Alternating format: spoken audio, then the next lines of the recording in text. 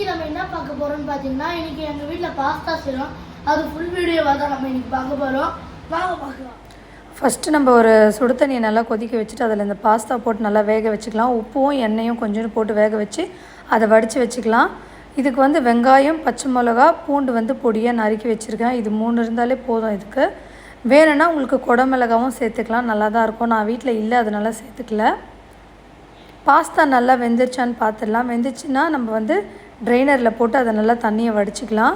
ஒரு பேன் வச்சுட்டு அதில் தேவையான அளவு பட்டர் சேர்த்துக்கோங்க. பட்டர் நல்லா மெல்ட் ஆனதும் அதில் வந்து நம்ம கட் பண்ணி வச்சுருக்கிற பூண்டை சேர்த்துக்கலாம். ஃபஸ்ட்டு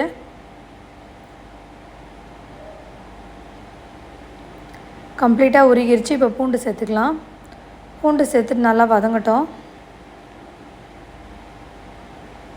பூண்டு நல்லா வதங்கினதும் இப்போ நம்ம இது கூட பச்சை மிளகாவை சேர்த்துக்கலாம். பொடியாக கட் பண்ணி வச்சு பச்சை மிளகா சேர்த்துக்கலாம்.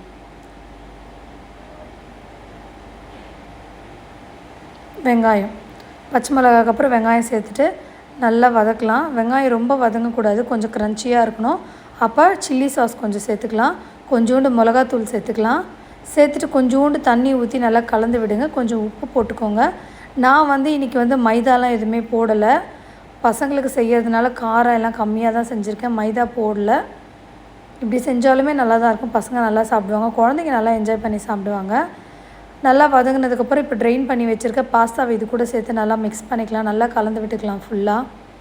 உங்களுக்கு வேணும்னா நீங்கள் மைதாவில் பால் கலந்து கூட சேர்த்துக்கலாம், கொஞ்சம் க்ரீமியாக இருக்கும். ஆனால் நான் சேர்க்கல. மயோனிஸ் கொஞ்சம் சேர்த்துக்கிறேன். இது வந்து வெஜ் மயோனிஸ் தான், நார்மல் மயோனிஸ் கடையில் கிடைக்கிறது தான். இதுவும் சேர்த்து இது கூட நல்லா கலந்து விட்டுக்கலாம்.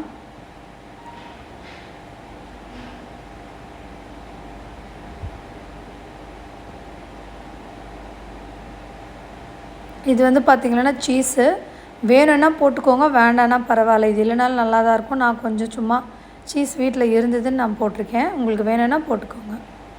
அவ்வளோதான், நமக்கு பாஸ்தா சூப்பராக ரெடி ஆயிடுச்சு. இந்த பாஸ்தா உங்களுக்கு பிடிச்சிருக்கா? இந்த வீடியோ பிடிச்சிருந்தா